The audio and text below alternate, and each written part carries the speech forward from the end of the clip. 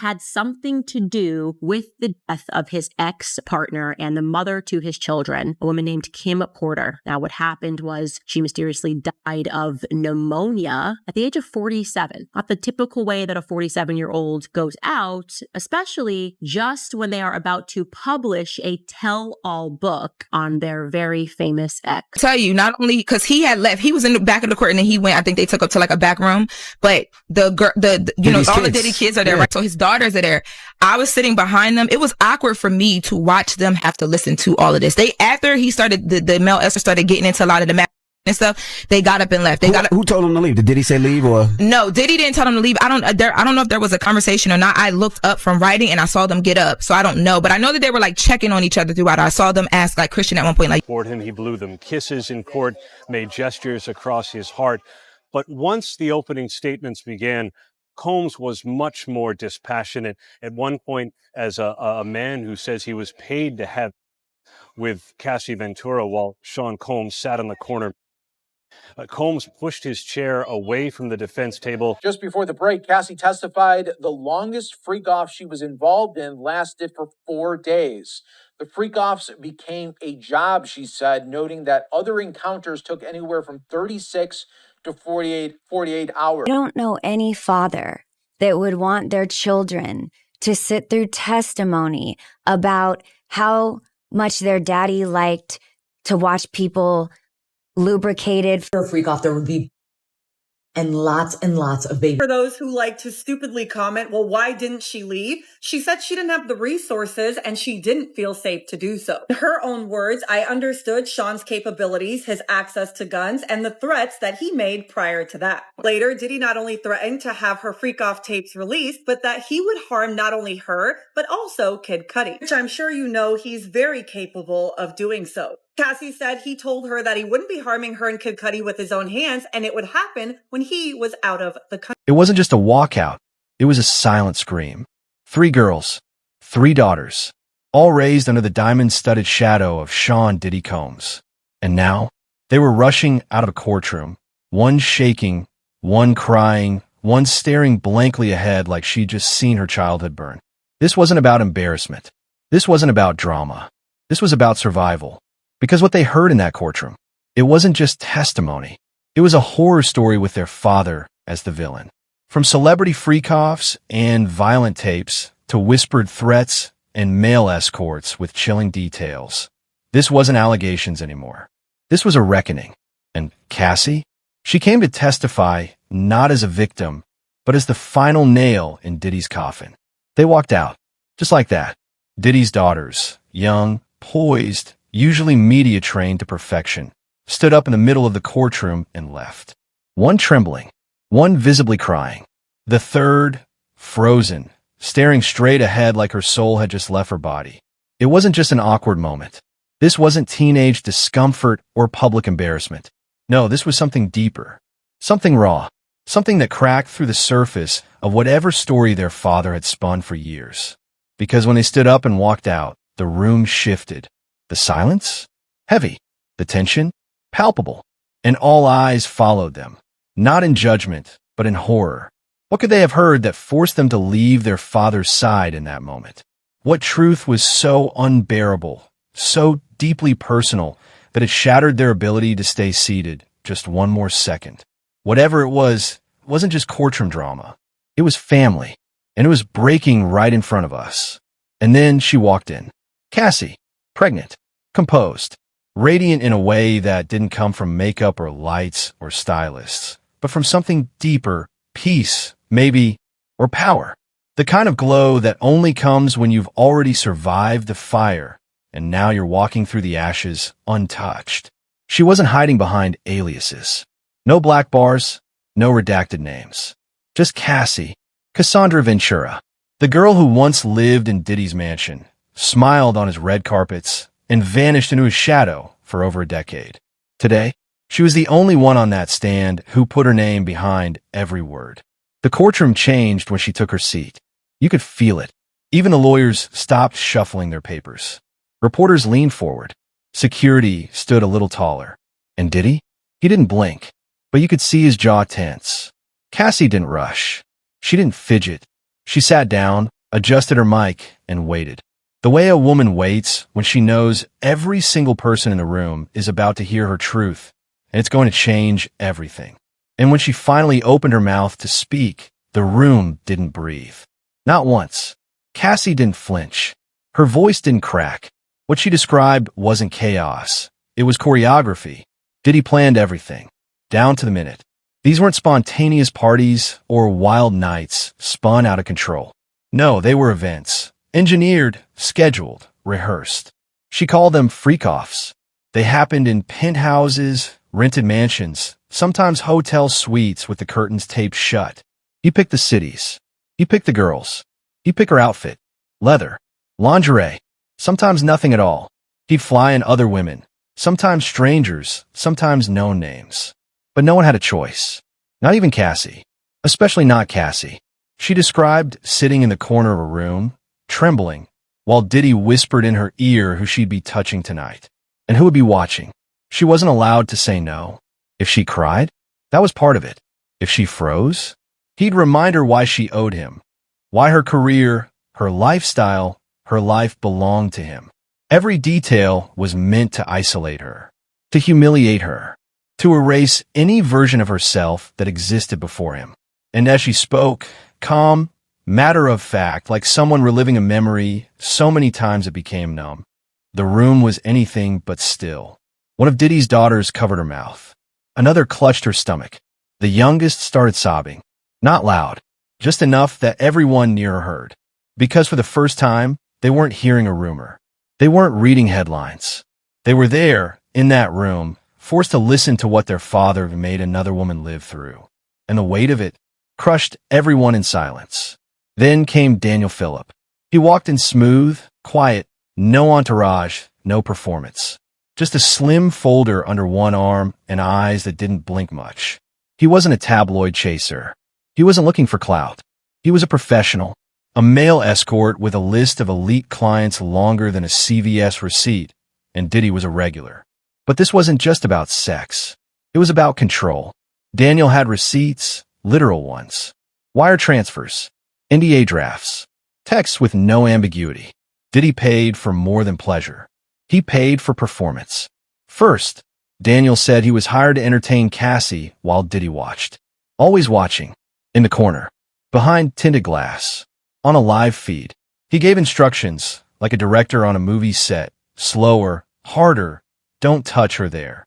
But then, Diddy started joining in, not asking, not easing in, just entering the scene.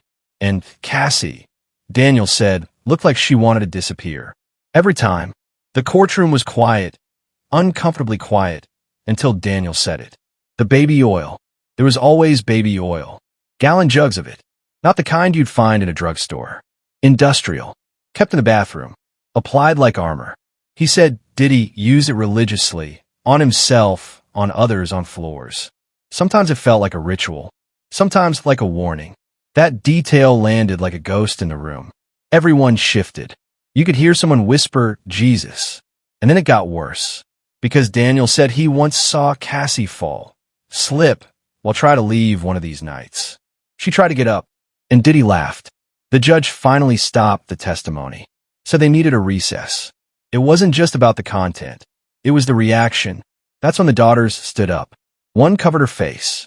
One looked straight ahead, clenched jaw, eyes glassy. The youngest whispered something no one could hear, then turned and left. They didn't come back. When the judge called for a recess, it wasn't just procedural. It was mercy.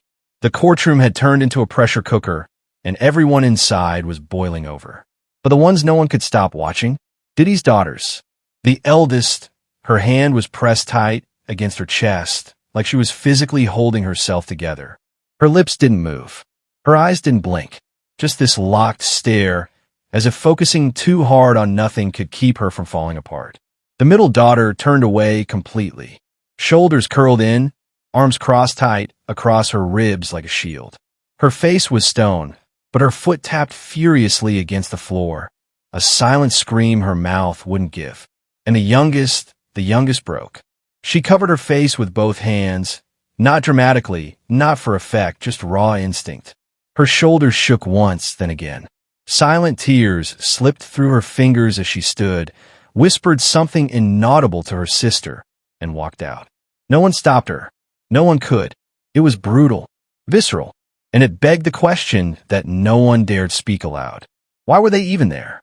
Why bring 3 young women, his daughters, into a room where the most graphic, humiliating, soul-scarring accounts of their father's darkest acts were laid bare?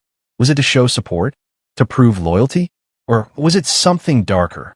An attempt to intimidate the witness? To remind Cassie, who still had the power to summon an audience? Whatever the reason, the cost was obvious. The emotional damage etched into their posture, their faces, their silence.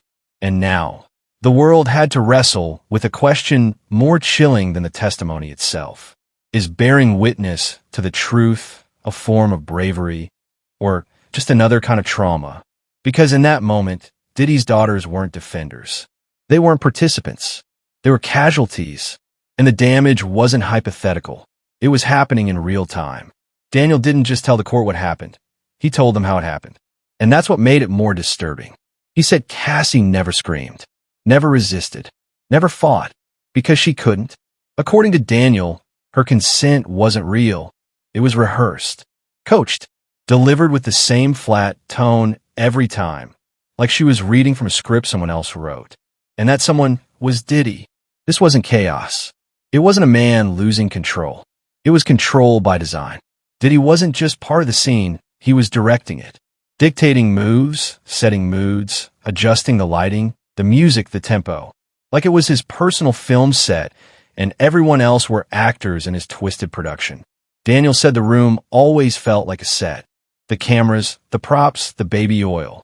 He said it was too polished to be spontaneous, too perfect to be accidental. Cassie didn't cry. She performed. And if she ever broke character, if she hesitated or looked scared, Diddy would pause everything. Reset the scene. Whisper something in her ear, low and sharp. And then she'd continue like nothing happened. That wasn't sex. It was theater. And Diddy? He wasn't a monster lashing out in rage. He was a puppet master. Calculated. Composed. Cruel. Directing pain like it was art. Cassie didn't need to speak. Her body had already told the story. Daniel described the aftermath. Not in metaphors or euphemisms, but in detail. He said Cassie would stumble out of the room like she'd been hit by a truck. Makeup smeared, pupils blown wide, her walk unsteady. Sometimes she limped. Sometimes she was carried. Always bruised. Her wrists bore marks, finger-shaped. Her thighs welts. Her arms, red and raw like she'd been scrubbed down too hard. And her eyes, it didn't focus. He said she was high. Every time. Slurred words, slow blinks, nodding off mid-sentence. A cocktail of pills and fear, pumped into her until resistance wasn't even an option. But what shook the courtroom wasn't just the description. It was the footage. Grainy hotel surveillance, time-stamped, date-logged, undeniable. Cassie, barefoot, disoriented, staggering down the hallway in nothing but a slip. She looked lost, haunted. One hand braced against the wall, the other trying to pull her hem down. A security guard offered help. She flinched, recoiled, then darted back toward the suite like she had nowhere safer to go. And in that moment, the courtroom didn't breathe. But Cassie, watching from the front row, broke. Not loudly, not theatrically, but visibly. Her lips trembled, her hand shot to her mouth, and her shoulders caved in like gravity had finally won. Then came the eye contact. Diddy didn't look away. Neither did she. It was the coldest collision of two pasts. His power, her pain, slamming into each other in front of everyone. And for the first time that day, Diddy blinked. Cassie said the hardest part wasn't leaving him. It was realizing she loved him, that she chose him over and over because she believed he loved her back. That was the hook, the trap, the lie, because Diddy didn't groom her with chains. He used promises, affection, power disguised as protection. He made her feel like she was chosen, like she was special, like he saw something in her no one else did. And by the time she figured out what he really saw, she was already his. Cassie said he isolated her from everyone, family, friends, even her own sense of self. He controlled her schedule, her outfits, her phone. She couldn't breathe unless he allowed it. And when she got brave, when she hinted at leaving, he'd laugh, low, cold, and say things like, I don't have to be here for something to happen to you. Or worse, it'll happen while I'm out of the country. A threat wrapped in a plane ticket. Cassie didn't stay because she was weak. She stayed because she was trapped. Because when someone like Diddy makes the rules, leaving isn't freedom. It's a risk. This wasn't just Cassie's reckoning. It was everyone's. In that courtroom, the silence didn't belong to just one woman. It wrapped itself around everyone. Diddy's mother sat there, stone-faced. His daughters, still teenagers, watched the man they called Dad unravel in real time. This wasn't a trial. It was a mirror, and nobody liked what they saw. Because when the cameras are gone, when the bodyguards aren't standing tall, when the applause stops echoing, what's left? A man, a legacy, and the damage. Cassie's voice cracked when she said, I thought I was his everything. Turns out, I was just another thing he could break. And the courtroom didn't flinch, because that mask, carefully crafted over decades, had finally slipped. And when it hit the ground, it didn't make a sound. Just silence. Heavy, hollow, permanent.